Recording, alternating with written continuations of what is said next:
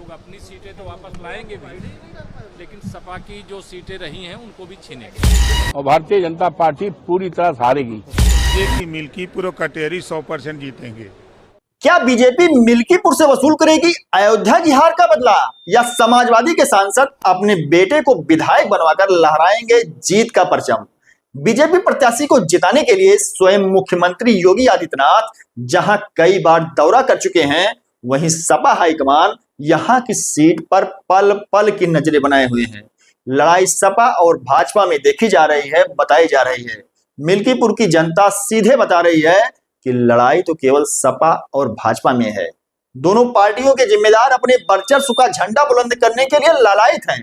Bharatiya Janata party के जिम्मेदार Milkipur seat को जीता हुआ मानकर चल रहे हैं, जबकि समाजवादी पार्टी के लोग भी कम ओवर कॉन्फिडेंस में नहीं है। मीडिया को ताल ठोकर बताया जा रहा है कि यूपी की 12 सीटों पर बीजेपी ही जीतेगी। तो सुनिए क्या कह रहे हैं बीजेपी के जिम्मेदार। कि मिल्कीपुर ही नहीं, 10 विधानसभा जीतने की तैयारी हो रही है। आपको मिल्कीपुर की ज़्यादा चिंता है तो अभी ही समझ लीजिए कि मिल्कीपुर और कटेरी 100% जीतेंगे। सपा के लोगों में भी ओवर कॉन्फिडेंस कम नहीं दिखता। इसका कारण है कि सीट से सपा 2 बार उपचुनाव जीत चुकी है।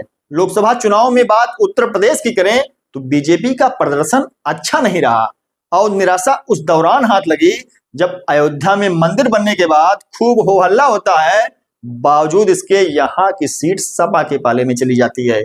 चूंकि लोकसभा क्षेत्र अयोध्या की विधानसभा मिल्कीपुर है, इसलिए भारतीय जनता पार्टी अपने खोए हुए अपमान का बदला इस चुनाव में लेने के लिए जी जान से जुटी हुई है।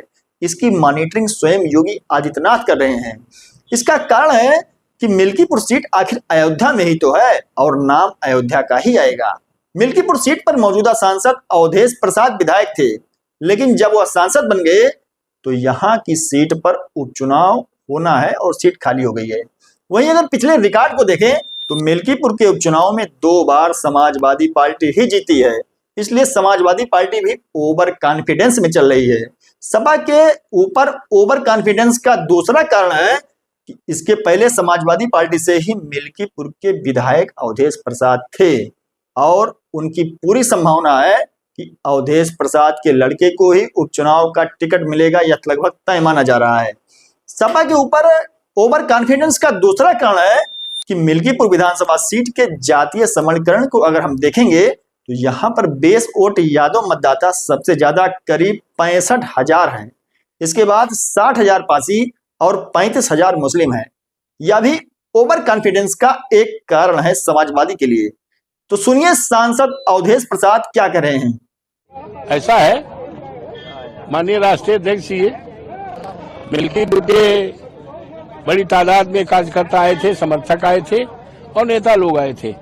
बहुत खुश थे, बड़ा उत्साह है और राष्ट्रीय अध्यक्ष जी से मिले और राष्ट्रीय अध्यक्ष जी से मिलने के बाद वो बहुत ऊर्जावान हो गए और भारतीय जनता पार्टी पूरी तरह से हारेगी।